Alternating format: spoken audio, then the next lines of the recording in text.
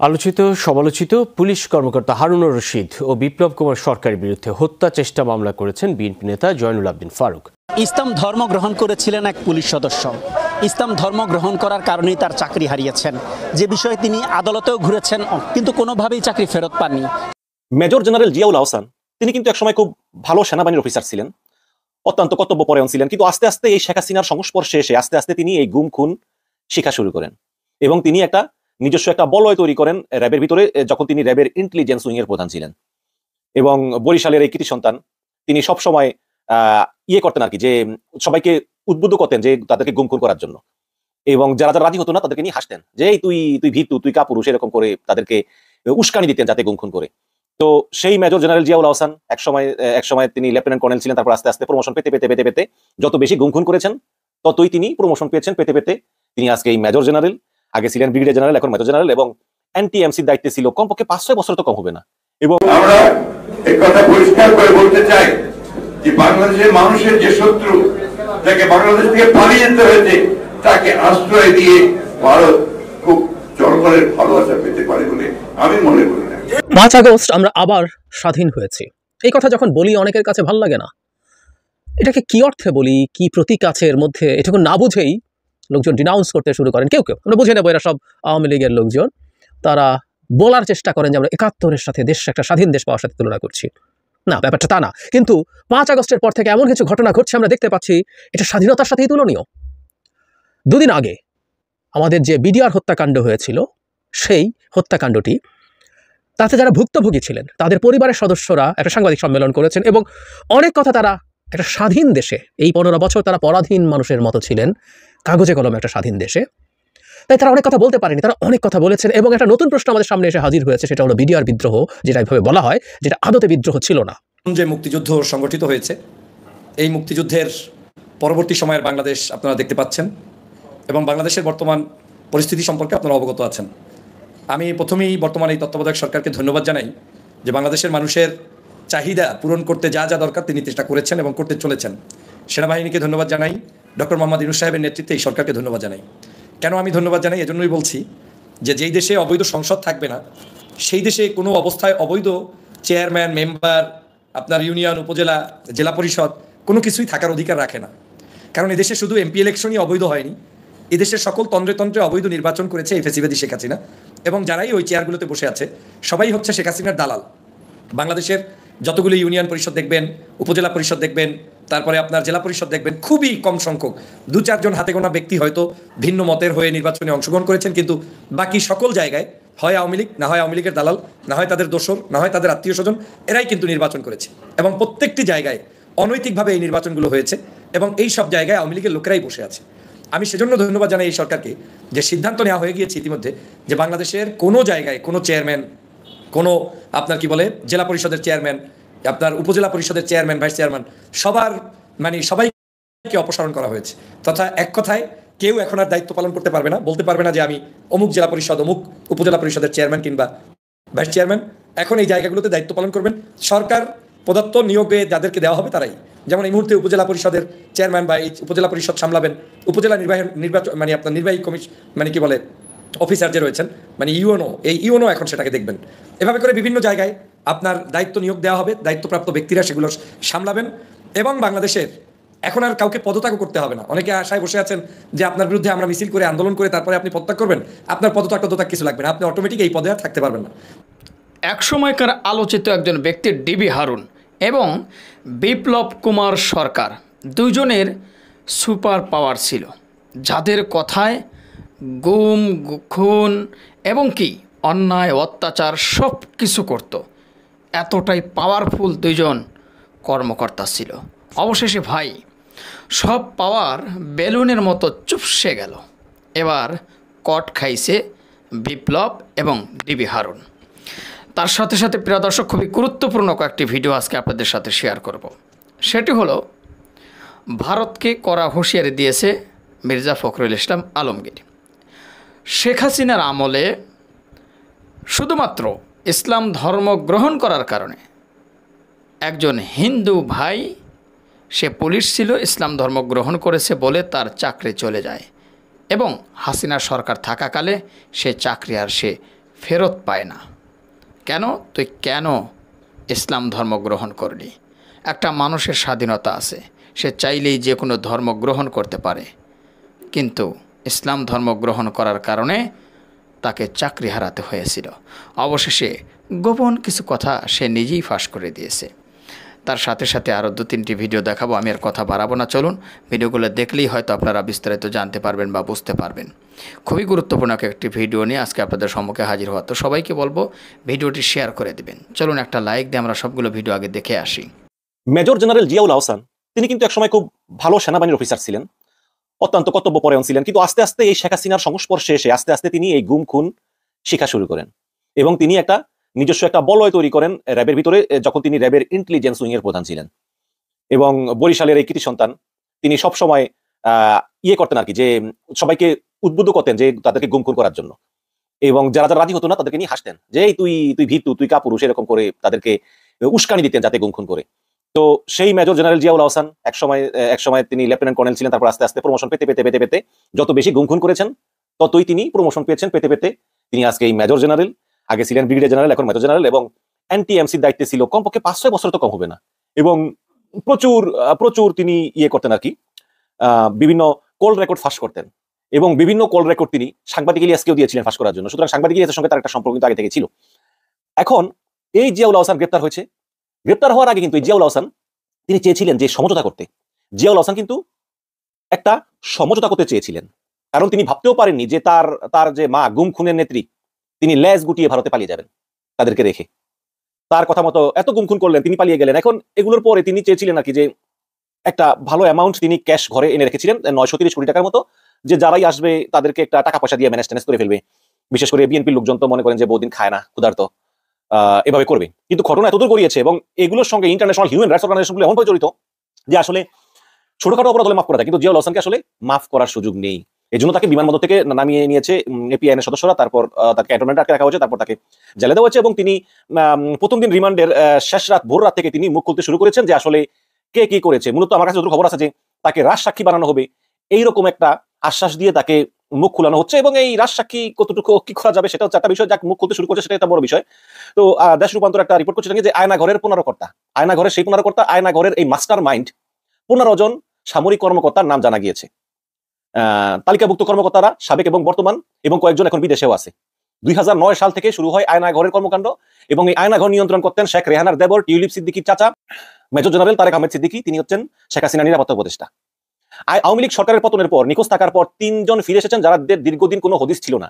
এরপরই আবার আলোচনায় আসে আয়নাঘর। এর আগেই এই আয়নাঘর আলোচনা এসেছিল একবার, কিন্তু এটা বাস্তবে আছে কিনা তা নিয়ে কিন্তু অনেকেরই সংশয় ছিল। কিন্তু ফিরে আসা ব্যক্তিরা গণমাধ্যমে মুখ খোলার পর জানা গেল যে বাস্তবে আয়নাঘর আছে, সেখানে গুম করে রাখা হতো এবং নির্যাতন করা হতো। আয়নাঘর নিয়ে 2 বছর আগে নিউজ একটা অনুসন্ধানী প্রতিবেদন প্রকাশ করেছিল, সেখানে শেখ মোহাম্মদ সেলিম এবং লেফটেন্যান্ট হাসিনুর রহমান এই 2 জনের তাদের অভিজ্ঞতা বর্ণনা করেছিলেন, তারা আয়নাঘর থেকে ফিরে এসেছিলেন। আমিও কিন্তু ওই হাসিনুর রহমানকে নিয়ে একটা টক শো করেছিলাম, আপনারা যারা দেখেছেন তারা তো দেখেছেন, যারা দেখেনি তারা দেখে নেবেন। তো সেখানে গুম করে রাখা হয় এবং নির্যাতন করা হয়। ক্ষমতার পট পরিবর্তনের পর এসব ঘটনা জড়িতদের শনাক্ত করতে মাঠে নেমেছেন আইন প্রয়োগকারী সংস্থার সদস্যরা। That's good. এর মধ্যে পুলিশ, র্যাব এবং ডিজিএফ এর অন্তত 15 জন শীর্ষকর্তার নাম এসেছে। এই তালিকা আরো বাড়তে পারে বলে পুলিশের একটি সূত্র জানিয়েছেন। এই 15 কর্মকর্তার মধ্যে কেউ চাকরিতে আছেন, কেউ অবসরে গেছেন, আবার অনেকে আছেন দেশের বাইরে, অনেকে পলাতক। এর মধ্যে আয়নাঘর কাণ্ডের সমালোচিত সেনাবাহিনীর উচ্চপদস্থ কর্মকর্তা জিয়াউল আহসানকে গ্রেপ্তার করা হয়েছে। এর আগে তাকে বাহিনী থেকে অব্যাহতি দেওয়া হয়। পুলিশের সূত্রটি বলেছে যে আয়নাঘর মূলত তৈরি করা হয়েছে 2009 সালে। এর পেছনে কলকাঠি নেড়েছেন সাবেক প্রধানমন্ত্রী শেখ হাসিনা নিরাপত্তা উপদেষ্টা মেজর জেনারেল তারেক আহমেদ সিদ্দিক। তৎকালীন আওয়ামী লীগ সরকার বিরোধী দলের নেতাদের অপহরণ করে বছরের পর বছর এই আয়নাঘরে রাখা হতো, আবার কাউকে মেরেও ফেলা হয়েছে। এই বিষয়টি আওয়ামী লীগ সরকারের শীর্ষকর্তারা, মানে প্রধানমন্ত্রী থেকে শুরু করে শীর্ষকর্তারা অবগত ছিলেন। এইসব কর্মকাণ্ড করে আইন শৃঙ্খলা রক্ষাকারী বাহিনীর শীর্ষকর্তারা পদোন্নতি পাওয়া থেকে শুরু করে পুরস্কৃত হয়েছে। মানে যারা আয়নাঘরের দায়িত্বে ছিল তারা কন্টিনিউ পদোন্নতি পেত এবং তাদেরকে পুরস্কৃত করা হতো। সেনাবাহিনী থেকে অব্যাহতি পাওয়া ন্যাশনাল টেলিকমিউনিকেশন মনিটরিং সেন্টারের সাবেক মহাপরিচালক মেজর জেনারেল জিয়াউল আহসানকে গত 15 আগস্ট রাতে গ্রেপ্তার করার পর আয়নাঘর সহ নিখোঁজ হওয়া ব্যক্তিদের বিষয়ে বর্তমানে ব্যাপক জিজ্ঞাসাবাদ করা হচ্ছে। বর্তমানে তিনি বৈষম্য বিরোধী ছাত্র আন্দোলনের সময় নিউ মার্কেট এলাকার হকার শাহজাহান হত্যা মামলায় 8 দিনের রিমান্ডে আছেন। তার বিরুদ্ধে রয়েছে খুন, গুম ও অসংখ্য ব্যক্তির ফোনে আড়ি পাতার অভিযোগ। আইন শৃঙ্খলা বাহিনীর এক সংস্থার এক কর্মকর্তা দেশ রূপান্তরকে বলেন যে গোয়েন্দাদের জেরার মুখে জিয়াউল আহসানও তারিক আহমেদ সিদ্দিকীর নাম বলেছেন। জিয়াউল আহসান দীর্ঘদিন র্যাবে দায়িত্ব পালন করেছেন। 2022 সাল থেকে NTMCর মহাপরিচালক হিসেবে দায়িত্ব পালন করেছিলেন এবং বিগত আওয়ামী লীগ সরকারের আমলে ভিন্নমত এবং বিরোধী রাজনৈতিক দল দমন করার জন্য গুমের মতো অপরাধ সংঘটিত হয়। রাজনৈতিক প্রতিপক্ষ থেকে শুরু করে ব্যবসায়িক প্রতিপক্ষ পর্যন্ত গুমের ঘটনা ঘটে এবং 2022 সালের ডিসেম্বরে গুরুতর মানবাধিকার লঙ্ঘনের অভিযোগে আমেরিকা র্যাব এবং র্যাবের বাহিনী কর্মকর্তাদের উপর নিষেধাজ্ঞা দেওয়ার পর্যন্ত কিন্তু এই জিয়াউল আহসানের এই গুম খুম বাণিজ্য চলতেছিল। এবং এই এনটিএমসি স্বরাষ্ট্র মন্ত্রণালয়ের অধীনে হলেও কিন্তু এটা নিয়ন্ত্রণ করতো ওই তারেক সিদ্দিকী এবং জিয়াউল হাসান এনটিএমসি দেখতে থাকাকালে একের পর এক কল রেকর্ড ফাঁস করতেন। রাজনৈতিক ব্যক্তি থেকে শুরু করে আওয়ামী লীগ সরকারের জন্য হুমকি এমন সব ব্যক্তিদের স্পর্শকাতর কল রেকর্ড তার নির্দেশে সামাজিক যোগাযোগ মাধ্যমে ছড়িয়ে দিত বলে তথ্য পাওয়া গিয়েছে। তবে জিয়াউল হাসান গত শুক্রবার বলেছেন যে আমি এটা কিছুই জানি না ইত্যাদি ইত্যাদি। নাম প্রকাশ না করা সত্ত্বে পুলিশের এক কর্মকর্তা বলেছেন যে আমরা আয়নাঘর নিয়ে বেকায়দায় আছি, এটা নিয়ে দেশের সমালোচনা ঝড় বইছে। সরকার পতনের আগ পর্যন্ত এখানে কয়েকশো মানুষ আটক ছিল বলে তার তথ্য পেয়েছেন। এই কয়েকশো মানুষ আমরা তো জানি মাত্র 3-4 জন বেরোয়েছে। এটা কিন্তু বর্তমান সরকারকে আসলে এটা ইনভেস্টিগেশন করা উচিত। আয়নাঘর কচুক্ষেত উত্তরা মিন্টু রোডে আইন শৃঙ্খলা বাহিনীর ইউনিটে ছিল। তিনি আরো বলেন যে রিমান্ডে থাকা এক সাবেক কর্মকর্তা জিয়াউল হাসান তিনি নানা তথ্য দিচ্ছেন এবং বিএনপি নেতা ইলিয়াস আলীর গুমের ব্যাপারেও জিজ্ঞাসাবাদ করা হচ্ছে। ইলিয়াস আলী নিখোঁজন বনানী থেকে, এটার সঙ্গে কিন্তু এই জিয়াউল হাসান জড়িত, সরকার জড়িত। তারপরে বিএনপি নির্বাহী কমিটির সদস্য সাবেক কাউন্সিলর চৌধুরী আলম নিখোঁজন, তারপরে সাজেদুল আলম সুমন নিখোঁজন ইত্যাদি। তো মানবাধিকার সংস্থা অধিকারের তথ্য অনুযায়ী 2024 সালে জুন পর্যন্ত যারা খুন না, কিন্তু যারা শুধু গুম হয়েছেন, এটা হচ্ছে গুম মানে নিখোঁজ। 2009 সালে 3 জন, 10 সালে 19 জন, 11 সালে 32 জন, 12 সালে 27 জন, 2013 সালে 54 জন, 14 সালে 41 জন, 15 সালে 69 জন, 16 সালে 97 জন, দেখেন বাড়তেছে কিন্তু পর্যায়ক্রমে, 17 সালে 95 জন, 18 সালে 98 জন, 19 সালে 43 জন, 20 সালে 31 জন, 21 সালে 23 জন, 22 সালে 21 জন, 23 সালে 54 জন এবং 24 সালে জুন পর্যন্ত 10 জন গুম হয়েছেন। এবং তাদের নিখোঁজের ঘটনায় RAB, police, DB, answer, industrial police, CID এবং ডিজিএফআই জড়িত। তো এভাবেই আরো অনেকে গুম হন। বিশাল একটা লিস্ট দেওয়া আছে বিএনপির কারা কারা গুম। এখানে আপনারা জানেন যে ব্রিগেডিয়ার জেনারেল আমান আজমি মুক্তি পেয়েছেন, মাইকেল চাকমা মুক্তি পেয়েছেন, তারপরে বেশির আহমান মুক্তি পেয়েছেন। এছাড়া এর আগে ছিলেন নর্থ সাউথ ইউনিভার্সিটির সাবেক অধ্যাপক মোবাশ্বের হাসান, রাষ্ট্রদূত মারুফ জামান, ব্যবসায়ী অনিরুদ্ধ কুমার রায় ইত্যাদি ইত্যাদি এরা ছিলেন। এবং এগুলো কিন্তু করা হতো টাকা পয়সার জন্য। যেমন যে নূর হোসেনের কাছ থেকে টাকাকে কাউন্সিলর নজরুল ইসলামকে খুনের জন্য নারায়ণগঞ্জে কন্ট্যাক্ট নিয়েছিলেন জিয়াউল হাসান, এবং এই জিয়াউল হাসান এবং মেজর জেনারেল তারেক সিদ্দিকী তারা কিন্তু একটা কথা বলে এই দায়িত্ব দিয়েছেন লেফটেন্যান্ট কর্নেল তারেক সাইদকে। তারেক সাইদ যে চৌধুরী মায়ের জামাই। তো তারেক সাইদ করলো কি, আবার একটু গুবলেট পিঠা ফেলাইলো। তারেক সাইদ করলো কি, ওই যে নজরুল ইসলামকে গুম করবো, কারণ গুম না করলে টাকা পয়সা পাইতেছে না। ওদিকে নজরুল ইসলাম কিন্তু অনেক লোক নিয়ে চলাফেরা করতেন, সঙ্গে 4-5 জন নিয়ে। এখন চিন্তা করলো যে না, আর দেরি হয় না, টাকাও পাইতেছি না তখন, কারণ 6 কোটি টাকা কন্ট্রাক্ট। তখন নজরুল ইসলামকে একদম ওই 5 জন সহই আপনার একদম গুম করে ফেললো। কিন্তু দেখে ফেললো আইনজীবী চন্দ্র সরকার এবং তার ড্রাইভার। সুতরাং আইনজীবী চন্দ্র সরকারকে গুম করলো এবং ড্রাইভারকে গুম করলো। গুম করে এদেরকে কিছুক্ষণ পরে ওই যে মুখে পলিথিন ফেসে ইনজেকশন দিয়া তারপরে ওই যে পেট ফাইরাটা ফালে দিল নদীতে। এখন তারপরে তো খুব চিন্তার বিষয়, সবাই বললো যে কি হলো। র্যাব 11 কমান্ডার ছিল বা তখন ওই যে তারেক সাইদ, আর জিয়াউল হাসান ছিলেন ইন্টেলিজেন্স উইং এর বস। তো জিয়াউল হাসান আসলে তারেক সাইদকে অফিসে ডাকলো এবং মেজর আরিফকে ডাকলো। মেজর আরিফ কিন্তু অন্যতম একটা হত্যাকারী। তো মেজর আরিফকে প্রথম ডাকে বললো যে বল কি হয়েছে। মেজর আরিফ সব বলে দিল যে স্যার এইভাবে মেজর আরিফ না, মেজর রানা, আরিফ সম্ভবত, স্যার আমরা এইভাবে হত্যা করছি, এইভাবে স্যার পেট কেটে নদীতে ডুবে দিছি। তখন ওই জিয়াউল হাসানের পিছনে কিন্তু ওই যে ক্যামেরা ফিট করা থাকে সবসময়, যে রেকর্ড করে এগুলা, ওই ক্যামেরা কিন্তু ওই যে ভয়েস রেকর্ড করে আবার ছবি রেকর্ড করে, এটা একদম রেকর্ড করে রাখলো। তারপর তারেক সাইদকে ডাকলো। তারেক সাইদকে বললো যে তুই বল। তখন তারেক সাইদ প্রথম কিছু বলতে না ছিল, পরে সব স্বীকার করলো। স্বীকার করার পর বললো তাহলে যদি লাশ ভাইসা ওঠে, তখন বলে স্যার ভাইসা উঠবো না। যদি ভাইসা ওঠে, স্যার ভাইসা উঠবো না, এমন ভাবে ডুবাইছি স্যার লাশ ভাইসা উঠবো না। তারপর এই ঘটনা যখন পুরো দেশে সরাসরি হয়ে গেল, তখন কিন্তু শেখ হাসিনা এই জিয়াউল হাসানকে ডাকলো, দেখে বললো যে ঘটনা কি। বলো আপা ঘটনা তো এই ঘটনা। তখন শেখ হাসিনা কিচ্ছু বললো না, বলো দেখো কি হয়। এই বললে জিয়াউল হাসানকে বলে আচ্ছা তুমি যাও। এই হচ্ছে গিয়ে আমার এই প্রধানমন্ত্রীর অবস্থা। পরে তো আপনারা জানেন যে এই লাশ বেশি ওঠার পরে জিয়াউল হাসান কিন্তু তখন তিনি স্বীকার করলেন না যে তিনি আসলে এসব সঙ্গে জড়িত ছিলেন এবং তারেক আহমেদ জড়িত ছিলেন। তারা সব দোষ চাপিয়ে দিল এই লেফটেন্যান্ট কর্নেল তারেক সাইদের উপরে, যে তারেক সাইদ কোনো জেলে আছে। তারেক সাইদ দোষী, এটা কোনো সন্দেহ নাই, কিন্তু সেই সঙ্গে কিন্তু জিয়াউল হাসান দোষী। এবং এবার কিন্তু প্রচুর গুম খুন করে এরা বাণিজ্যই করতো। ওই যে একজন ওই যে কনসার্ট অনুষ্ঠানে শুনলাম একজন 5 আগস্ট আমরা আবার স্বাধীন হয়েছি। এই কথা যখন বলি অনেকের কাছে ভাল লাগে না। এটাকে কি অর্থে বলি, কি প্রতীক আছে এর মধ্যে, এটুকু না বুঝেই লোকজন ডিনাউন্স করতে শুরু করেন। কেউ আমরা বুঝে নেবো এরা সব আওয়ামী লীগের লোকজন। তারা বলার চেষ্টা করেন যে আমরা 71-এর সাথে একটা স্বাধীন দেশ পাওয়ার সাথে তুলনা করছি।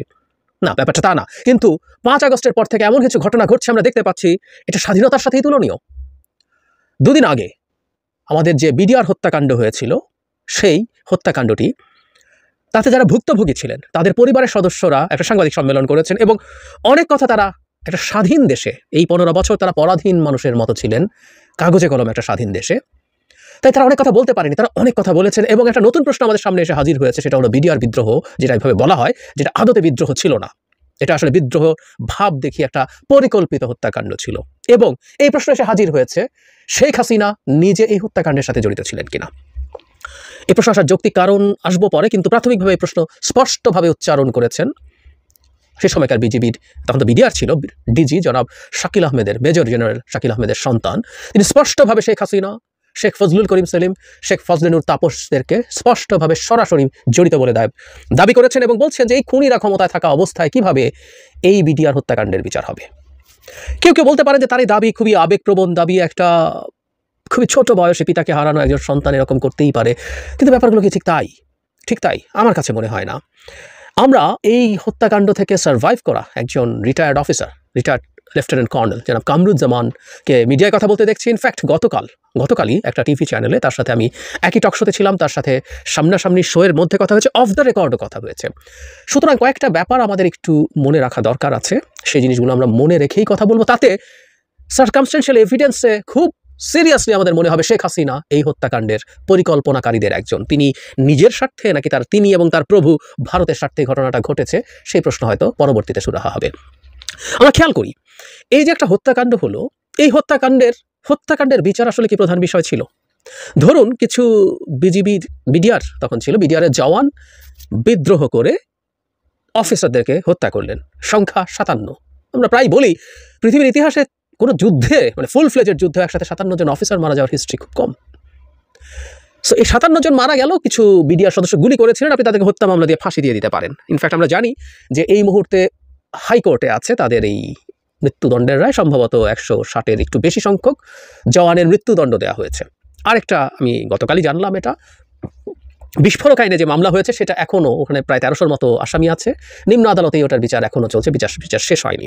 ঠিক আছে, আমি এই যে যারা স্বজন হারিয়েছেন, এটা অপূরণীয় ক্ষতি, তাদের প্রতি শ্রদ্ধা রেখেই বলছি, তাদের এই হত্যার বিচার হওয়া ইম্পর্টেন্ট। কিন্তু তার চেয়ে 1000 গুণ বেশি ইম্পর্টেন্ট হচ্ছে এই ঘটনাটা কেন ঘটেছে, এর পেছনে কারা আছে। কারণ এখানে দুটো বাহিনী জড়িত।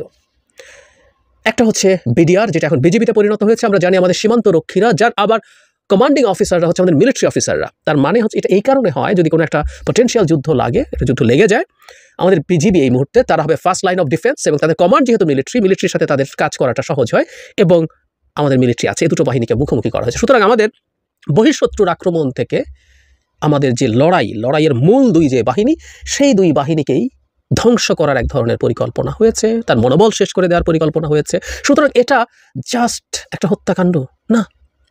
আমাদের মনে থাকার কথা, আমার স্পষ্টভাবে মনে আছে সেই ঘটনাটা যখন ঘটছে তখন খুব ক্লিয়ারলি দেখা গেছে একটা মিউটিনি হচ্ছে, তখন আমরা এটাকে বিদ্রোহ বলে জানছি। সেখানে অফিসারদেরকে জিম্মি করা হয়েছে বলে শোনা গেল, এবং সেখানে গিয়ে দাঁড়ালো টিভি চ্যানেল, এক কুখ্যাত টিভি চ্যানেলের অ্যাঙ্কার। সে কুখ্যাত অ্যাঙ্কারকে আমরা দেখলাম, তিনি সেখানে তাদের সাথে কথা বলছেন, এবং আমাদের সামনে আসলো কিভাবে জওয়ানরা নানা রকম বৈষম্য বঞ্চনার শিকার হয়েছেন, কিভাবে তাদের ডাল ভাত কর্মসূচির টাকা তাকে খাটানো হয়েছে, কোনো কিছু দেওয়া হয়নি। এবং প্রাথমিকভাবে আই ক্যান ক্লিয়ারলি রিমেম্বার, আমরা যখন আমাদের পরিচিত মানুষদের সাথে কথা বলছিলাম, তখন এটা বলা হচ্ছিল, যেহেতু তারা মোটামুটি জওয়ানদের কথা বলছে, প্রান্তিক পর্যায়ের মানুষ, তাই জনগণের সহানুভূতি সেদিকে নিয়ে নেওয়া হলো।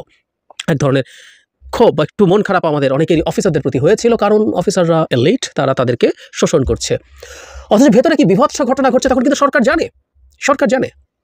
জনাব কামরুজ্জামান, রিটায়ার্ড লেফটেন্যান্ট কর্নেল, তার কাছ থেকে তিনি একদম পুরো ওই সময় দরবার হলে জনাব শাকিলের কাছে ছিলেন। তিনি কাকে ফোন করেছেন, মিলিটারি চিফকে ফোন করেছেন, তিনি ফোন করেছেন র্যাব প্রধানকে, এমনকি প্রধানমন্ত্রীকে, যেটা সবচেয়ে জরুরি কথা, প্রধানমন্ত্রীকেও করেছেন। প্রধানমন্ত্রীকে করার পরে তারপর যেটা হলো যে প্রধানমন্ত্রী সহ সবাই বলেছেন এখানে সেনা পাঠানো হচ্ছে, কিন্তু সেনা পাঠানো হয়নি, এবং সেনা পাঠানো পরবর্তী যখন সেনাবাহিনী গেল, এবং সেটা অনেক পরে। আমরা এই তথ্য খুব নির্ভরযোগ্য সোর্স থেকে জানতে পারি যে আমাদের ঢাকা যে 46 ব্রিগেড আছে, সেটাকে মুভ করতে দেয়া হয়নি অনেক লম্বা সময়, এর মধ্যে এই হত্যাকাণ্ডগুলো ঘটেছে। তাহলে কেন এটা করতে দেওয়া হয়নি আমরা এই প্রশ্ন করতেই পারি। ফজলুল তাপস, শেখ ফজলুল করিম সেলিম এবং আরও কিছু আওয়ামী লীগের নেতার নাম এসছে, যাদের সাথে জওয়ানরা তাদের কিছু ক্ষোভ নিয়ে আলোচনা করেছিল। তো তারা জানার পরও এই তথ্য সরকার এবং বিজিবির ডিজি সহ এদেরকে জানায়নি কেন?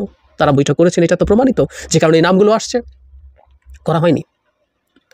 এবং পরবর্তীতে যেটা হলো, এইটার তদন্ত দেওয়া হলো আব্দুল কাহার আকন্দ বলে এক লোককে, মানে বাংলাদেশে এই লোককে ছাড়া তদন্ত হয় না। আমরা তার তদন্ত একটা নমুনা দিই তার ক্রেডিবিলিটি বোঝার জন্য। 21শে আগস্টের গ্রেনেড হামলা মামলায় বিএনপির সময় একটা তদন্ত হয়েছে, এটা বাতিল করে তত্ত্বাবধায়ক সরকার একটা তদন্ত করেছিল, তাতে অনেককে আসামি করা হয়েছে। তাতে বিএনপির ভারপ্রাপ্ত এখনকার চেয়ারম্যান জনাব তারেক রহমান আসামি ছিলেন না।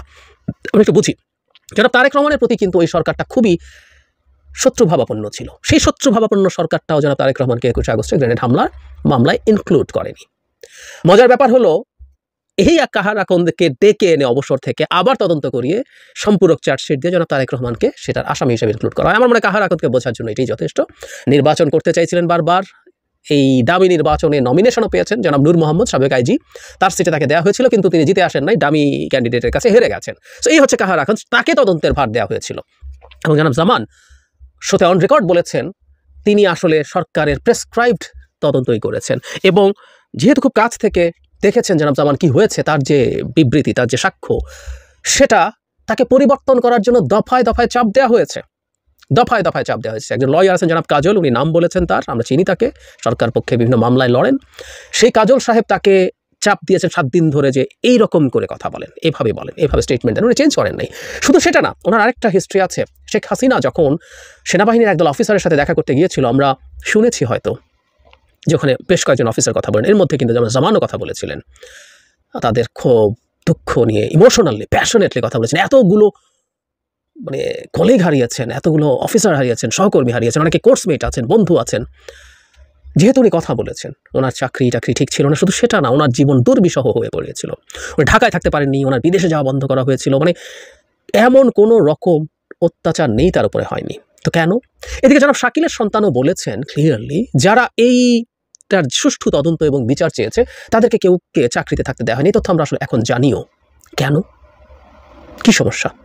কি হয়েছে? এসব নানান প্রশ্ন আসলে আমাদের সামনে এসে হাজির হয়। কেন আপনি শুধুমাত্র কিছু গুলি করা টাইপের মানুষজনকে বা বিস্ফোরক আইনের নিয়ে মানুষজনকে কিছু শাস্তি দেবেন? কেন আপনি এই তদন্ত করবেন না? এটা আদতে কোনো ডাল ভাত কর্মসূচির সংকটের সমস্যা না। মানে ব্যাপারটা এইরকম যে ডাল ভাত কর্মসূচি নিয়ে জওয়ানদের সংকট আছে, তাই তারা একদিন বিদ্রোহ করলো, তারা 57 জন অফিসারকে মেরে ফেললো। এত সোজা। মানে এটাকে আমার কাছে একদম ওই ক্রস ফায়ারের যে গল্প বলে জুডিশিয়াল কিলিং এর ক্ষেত্রে, ঠিক ক্রস ফায়ারের গল্প বলে মনে হলো। একেবারে ডিফারেন্ট কিছু মনে হয় না, তাই না? হতেই পারে না। এবং এটা যতদিন আমরা করছি না, ততদিন কিন্তু আমাদের জন্য খুব সিরিয়াস ঝুঁকি থেকে যায়। প্রশ্ন হচ্ছে স্বার্থটা কার? আমাদের মনে থাকার কথা, আমি এটা নিয়ে ভিডিও করেছি কিন্তু। অবিনাশ পালিওয়াল একটা বই লিখেছেন, সোয়াসের প্রফেসর, বাংলাদেশ নিয়ে তিনি খুব গুরুত্বপূর্ণ কাজ করেন। সেটার একটা অংশ ইন্ডিয়ার একটা পোর্টালে পাবলিশ করা হয়েছিল, সেটা আমি একটা ডিটেইল ভিডিও করেছি। ভিডিওটা আমি খুঁজে পেলে মন্তব্যে দিয়ে দেব। সেখানে তিনি দাবি করছেন ভারত তখন বাংলাদেশে বিভিন্ন দিক থেকে প্যারাট্রুপার নামিয়ে শেখ হাসিনা তারা ধারণা করছিল যদি সমস্যায় পড়ে তাহলে শেখ হাসিনাকে বাঁচানোর জন্য তারা সব রকম ব্যবস্থা নেবে। এবং এটাও শোনা যায় আমাদের 46 ব্রিগেড যখন অ্যাকশনে যায়নি, সেটা ভারতের চাপে, ভারত চেয়েছে। তার মানে এর পেছনে পরিকল্পনা আছে এবং আপনি সুষ্ঠু তদন্ত হতে দেন নাই। শুধু সেটা না, এই এখনকার স্বাধীন বাংলাদেশে তারা দাবি বলছেন দ্যাটস ট্রু, যে তারা ঠিকমতো কথা বলতে পারেননি। তারা এই 25 তারিখকে কেন্দ্র করে প্রোগ্রাম করার চেষ্টা করেছেন, অনেক সময় প্রোগ্রাম হতে দেওয়া হয়নি, হলেও সেখানে কোনো মিডিয়ার প্রেজেন্স ছিল না, কারণ সরকারের দিক থেকে সেগুলোকে এত শক্তভাবে বাধা দেওয়ার চেষ্টা করা হয়েছে। কেন বাধা দেওয়া হয় আমরা বুঝি। আরেকটা তথ্য একটু জানা খুব জরুরি, খুবই জরুরি। আমরা প্রায় বলি যে খুব মানে দেশপ্রেমিক, খুবই সাহসী অফিসারদেরকে এখানে হত্যা করা হয়েছে। আমি একজন মিলিটারি অফিসারের সাথে কথা বলে এই ব্যাপারে জেনুইনলি এটাকে যে সত্য তথ্য সেটা বুঝতে পেরেছি। যেহেতু বিজিবি আমাদের বর্ডার এলাকায়, পেরিফেরাল এলাকায়, বুঝি আমরা উপজেলা পর্যায়ে হয়তো তাকে থাকতে হয় বা আরও প্রত্যন্ত এলাকায় থাকতে হয়, আমাদের অনেক জায়গা আছে খুবই প্রত্যন্ত এলাকায় বর্ডার। তো ওই পোস্টিংগুলো সাধারণত সেই অফিসারদেরকে দেওয়া হয় যারা সরকারকে চাটে কম, তথ্য শব্দটা বলেই ফেললাম, যারা কম চাটুকারিতা করে, কম তেল মারে। স্বাভাবিকভাবেই উনি ওনার পোস্টিং ভালো জায়গায় ধরে রাখতে পারেন না, তাদেরকে দূরে সরিয়ে দেয়। তার মানে আওয়ামী লীগ সরকারকে যারা পা চাটেনি, মোটা দাগে সেই অফিসাররাই আসলে বিজিবিতে পোস্টেড ছিলেন।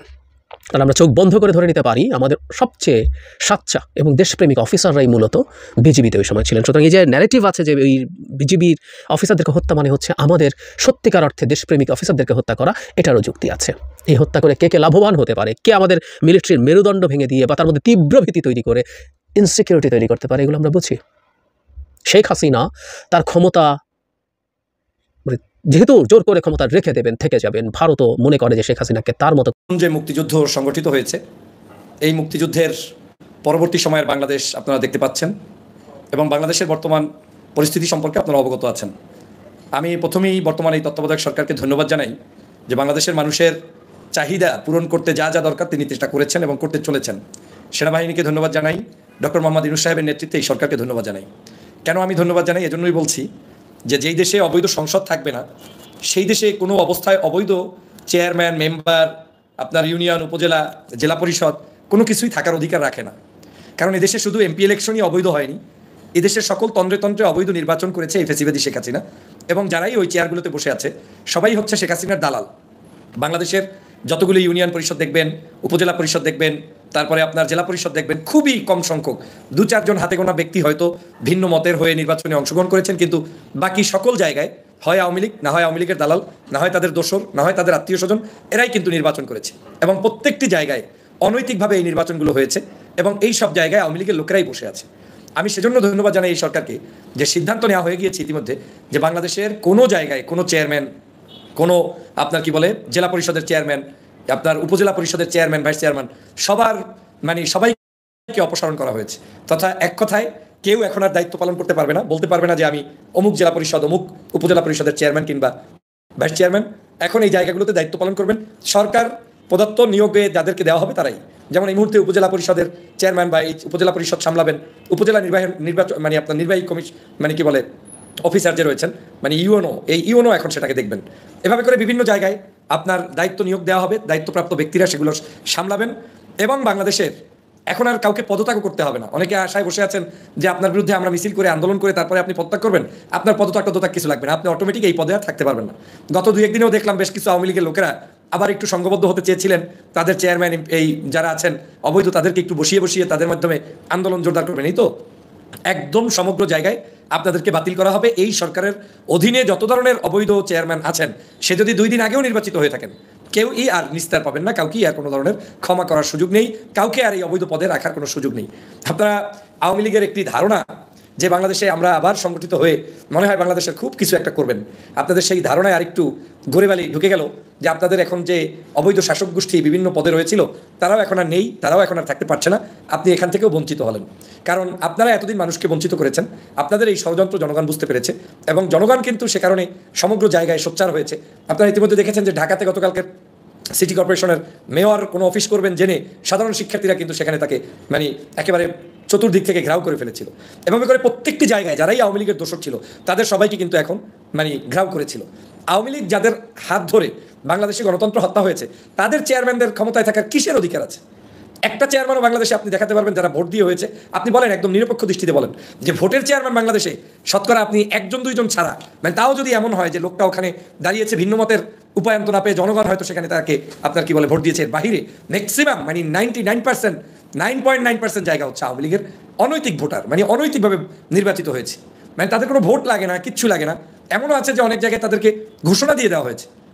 আমি গত কয়েক মাস আগেই কোনো এক টকশোতে বলেছিলাম যে মানে আপনার কি বলবো মানে 10,000-এর চাইতে কম ভোট মানে আওয়ামী লীগের ভোট, সেই ভোট পেয়ে 80-র উপরে না 90-150-র উপরে সম্ভবত চেয়ারম্যান আছে বাংলাদেশে। তারপরে জাতীয় সংসদে যে সংসদ সদস্য হয়েছেন তার মধ্যে 70 থেকে 80 জন আছে আওয়ামী লীগের হিসাব অনুযায়ী 20% ভোট পায় নাই, 10% ভোট পেয়েছে। আর স্বাভাবিক হিসেবে তো 2%ও সারা বাংলাদেশে ভোট কাউন্ট হয় নাই। আমি তর্কের খাতিরে ধরলাম। তো সেই দেশে তাদের আবার কিসের দায়িত্ব, তাদের আবার কিসের পালন? আমি এই সরকারকে কেন ধন্যবাদ জানাই? ধন্যবাদ এজন্যই জানাই যে সরকার এমন কিছু ইনিশিয়েটিভ উদ্যোগ নিচ্ছে যেটা এই জাতি গঠনে অত্যন্ত ভূমিকা পালন করবে। অত্যন্ত এখন সারা বাংলাদেশে সমগ্র জায়গাটাকে একদম প্লেন করে ফেলতে হবে, মানে there will be no Awami League. চরম সমগ্র জায়গা থেকে এই খুনি, এই হত্যাকারী, এই ফ্যাসিবাদকে প্রথম দায়িত্ব হচ্ছে রিমুভ করে ফেলতে হবে। রিমুভ, তার চেয়ারম্যান, তার এমপি, তার মেম্বার, তার কিচ্ছু থাকবে না, সব রিমুভ হয়ে এই যারা চুরি করেছে, ডাকাতি করেছে, হাজার হাজার কোটি টাকা এতদিন শেখ হাসিনা দুর্নীতি নিয়ে কথা বলতেন আর বিরোধী দলের মানুষদেরকে চেগিয়ে কথা বলতেন, আর এই দেখেন কত হাজার কোটি ডলার পাচার করেছে। এই যে কয়েকদিন আগে কালকের নিউজ আপনারা দেখেছেন, যে আপনারা কমেন্টস করে বলতে পারেন যে তার মানে কি বলে বনজি এবং সজীবজের জয়, এই 2 জনের সমন্বয়কের ভূমিকা পালন করে শেখ হাসিনাকে সেই বিশাল অঙ্কের ডলারের আপনার দুর্নীতি করার সুযোগ করে দিয়েছে। এই ভাগ্নি ছেলে মেয়ে মিলে এত বড় চোর জীবনে আমি তো কোনোদিন দেখিনি। বিশ্বাস করেন যে আজকের এই কঠিন পরিস্থিতিতে এখন প্রতিদিন, এখন তো এমন না যে অন্য আরেকটি দল ক্ষমতায় এসেছে, একটা সাধারণ তত্ত্বাবধায়ক সরকারের আমলেই এত দুর্নীতি আওয়ামী লীগের চোখের সামনে ভাসছে, তাহলে আগামী দিনের সরকার আসলে ওদের দুর্নীতিগুলো কি পরিমাণ বের হবে আপনি চিন্তা করে দেখেন। এমন কোনো জায়গা নেই যেখানে সেই জায়গায় সব জায়গায় দুর্নীতি করে দুষ্কৃতি করে দেশটাকে ধ্বংস না করছে। তো সেই দুর্নীতিবাজদের দোষর চেয়ারম্যান, এমপি, মেম্বার থাকবেন কোন আশায়? একেবারে আল্লাহ তাআলার শাস্তি। শোনেন, অতি বাড়াবাড়ি কখনোই সুন্দর না। চরম মাত্রায় দেশবাসীর উপরে জুলুম নির্যাতন অত্যাচার করার কারণে আজকের সমগ্র বাংলাদেশের আওয়ামী লীগই ঝুঁকির মধ্যে পড়ে গিয়েছে, এবং এই আওয়ামী লীগকে ঝুঁকির মধ্যে ফালিয়েছে একমাত্র শেখ হাসিনা। এই আওয়ামী লীগকে উঠিয়েছে সে আর ডুবিয়েছেও সে। এই আওয়ামী লীগের বাংলাদেশের সমগ্র দুর্নীতি দুষ্কৃতি সব কিছুর মূলে এই শেখ হাসিনা, আবার এই শেখ হাসিনাই এই আওয়ামী লীগরা একেবারে তলানিতে রেখে তারপরে চলে গিয়েছে। আজকে দেখেন রিমান্ডে এখন তো সহি শুদ্ধ অনেক কথা বের হওয়া শুরু হয়েছে। আমাদের ছোট ছোট ভাইয়েরা যখন আন্দোলন করেছে, সংগ্রাম করেছে, তাদেরকে রিমান্ডে ডেকে নিয়ে কি নির্যাতন করা হয়েছে, ডিবির হারুনের অফিসে ডেকে নিয়ে নির্যাতন করা হয়েছে এই ভাইদেরকে, এই আসিফ ভাইদেরকে, এই মাহমুদ মানে কি বলে এই যে নাহিদদেরকে এবং তাদের বন্ধুদেরকে। আজকের সেখানে এখন রিমান্ডে গিয়ে পলক কান্না করছে সারাদিন।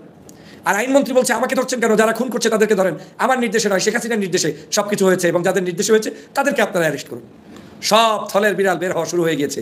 বাংলাদেশের কাউকে আর কোনো ধরনের এই অপতৎপরতা করে বেঁচে থাকার সুযোগ দেওয়া হবে না। কি পরিমাণ জুলুম করেছে তোমরা, মানুষের চিকিৎসা পর্যন্ত তোমরা নিতে দাও নাই খালেদা জিয়াকে। তোমরা বাংলাদেশের মানুষগুলোকে জামাত শিবির ট্যাগ লাগিয়ে মেরে টেরে ধ্বংস করে দিয়েছো, মনে করেছো যে সব শেষ। এবং সবশেষে একটা প্রাগ কি মেরেছিল নিশ্চয়ই আপনারা জানেন, যে নিষিদ্ধ দল নিষিদ্ধ পর্যন্ত করেছে। এখন শালার বেটা তোমাদের দল নাই, কেউ নাই, কিন্তু যাদেরকে নিষিদ্ধ করেছে বাংলাদেশের সমগ্র পত্রিকার হেডলাইন তারা। এখন পত্রিকাও চালাক হয়ে গেছে, এখন পত্রিকাও বুঝে ফেলছে যে এতদিন যাদেরকে রাজাকার বলছি, এতদিন যাদেরকে ট্যাগ লাগিয়েছি জঙ্গি, কিচ্ছু করার নাই, এখন তারাই বাংলাদেশের জনতার হৃদয়ের স্থান অর্জন করেছে, তাদের নিউজ করতে হবে, এখন বাধ্য হচ্ছে। প্রিয় বন্ধুরা আমার, বাংলাদেশের প্রত্যেকটি জায়গায় আমি সরকারকে আমার অনুরোধ করার কিছু নাই বা অ্যাডভাইস দেওয়ারও কিছু নাই, কারণ সরকার আমি যা বলতে চাই, আমি যা করতে চাই সেগুলোই সরকার করছে। এজন্য আমি সরকারকে আবারও স্যালুট জানাই। কারণ আমার কাছে এই ধারণাটা গত কয়েকদিন পর্যন্ত মনের ভিতরে পুষতেছিলাম যে এই এমপি চেঞ্জ হবে, এই মন্ত্রী চেঞ্জ হবে, এই শেখ হাসিনার পরিবর্তন হবে, তাতে এই যে সাধারণ মানুষ ভোট থেকে বঞ্চিত হয়েছে, চেয়ারম্যান, মেম্বার, এমপি, তারপরে উপজেলা, জেলা, এই পৌরসভা, মেয়র, এই জিনিসগুলো তো জনগণের অধিকার, এটা তো কারোর কোনো প্রপার্টি নয়। তাহলে এই অধিকার বঞ্চিত যারা করেছে ওদেরকে রিমুভ না করলে কেমন হবে আমি ভাবতেছিলাম। কিন্তু আল্লাহর মেহেরবানি, আমার ভাবনাটা আজকে যখন দেখলাম একে একে নতুন নতুন নিউজ আসছে, আজকের এই সব জায়গা থেকে তাদেরকে বাতিল করা হচ্ছে, একেবারে সব জায়গাতে। একটা জায়গাও এখন উপজেলা যতগুলো নির্বাচন হয়েছে সব বাতিল করা হয়েছে, জেলা পরিষদ সব বাতিল করা হয়েছে, এইভাবে করে ইউনিয়নও বাতিল করা হবে। এই যে একটু আগে দেখা হচ্ছে ইউনিয়ন চেয়ারম্যান সব বাতিল করা হবে, তাদের পরিষদের সব বাতিল করা হবে। এরপরে মেয়র আর এই যে আপনার সিটি কর্পোরেশন সহ সব কিছু, তো সব যখন বাতিল হয়ে যাবে তখন আপনি কিছুটা নিরপেক্ষ জায়গায় থেকে বাংলাদেশের মানুষদের জন্য যদি ভোট দেন, সেই ভোটে যদি বাংলাদেশের বিভিন্ন প্রান্তে মিক্স পিপল জয়যুক্ত হয়, আমার কোনো আপত্তি নেই।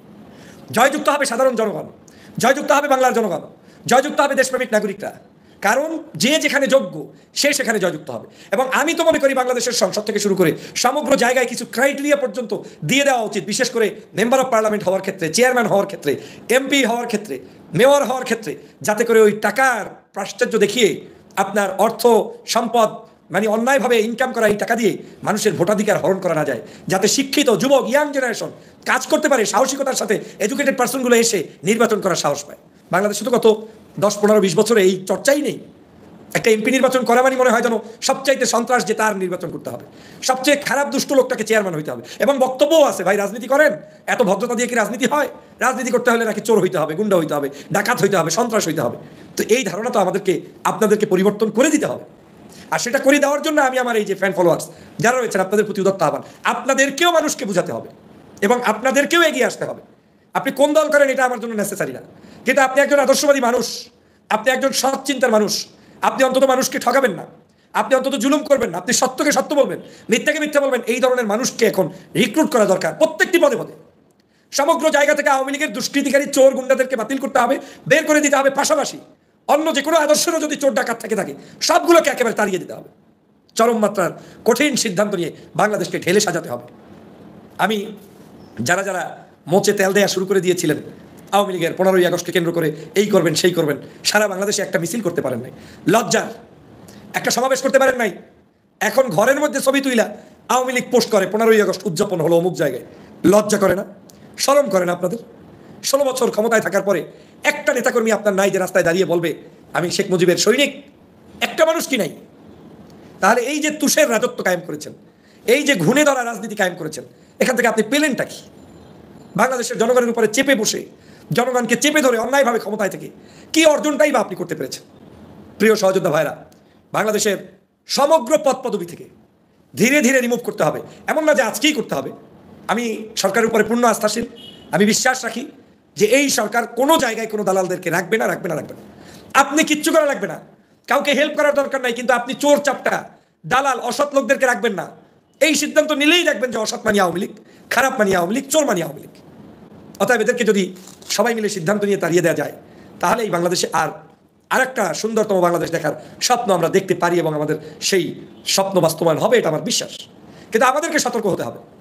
সমগ্র প্রশাসন থেকে, সমগ্র মন্ত্রণালয় থেকে, সমগ্র এম্বাসিগুলো থেকে একটা এম্বাসিতেও কোনো দালাল থাকতে পারবে না। কোনো অ্যাম্বাসেডর আওয়ামী লীগ না করলে সে নিয়োগ পায় নাই। যারা নৈতিকতা দেখিয়ে থাকতে চান, আমি এই সরকারকে অনুরোধ করবো, কোনো এম্বাসির কাউকে রাখবেন না।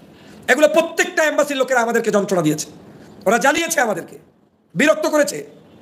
দেশে বিদেশে যারা ছিলেন আপনারা জানেন না যে একটা জাতীয় দিবসগুলো পর্যন্ত আমাদেরকে ঠিকমতো কি দাওয়াতই দেয় নাই। কিসের 21শে ফেব্রুয়ারি, 26শে মার্চ, 16ই ডিসেম্বর, জেন্দিগিতে মালয়েশিয়া ততগুলো এম্বাসিতে প্রোগ্রাম হয়েছে, আমি কোনোদিন উপস্থিত থাকতে পারিনি। দুর্ভাগ্য এটা। মনে করতো যে এই অনুষ্ঠানগুলো আওয়ামী লীগের অনুষ্ঠান। এরকম করে প্রত্যেকটি দেশেই এরকম দুই এক জায়গায় হয়তো হাতে গোনা কিছু ভালো অফিসার থাকতে পারে, আমি তাদেরকে দোষারোপ করছি না, কিন্তু ম্যাক্সিমাম জায়গায় এরকম অ্যাম্বাসেডাররা করেছে। আমি সরকারকে বলবো অতি দ্রুত এই অ্যাম্বাসেডারগুলোর পরিবর্তন করে যারা সৃজনশীল, মননশীল, ভদ্র, ছাত্র জনতার কল্যাণ বুঝবে, শ্রমিক জনতার কল্যাণ বুঝবে, বিদেশের সমগ্র অ্যাম্বাসিগুলো এইভাবে পরিবর্তন নিয়ে আসতে হবে।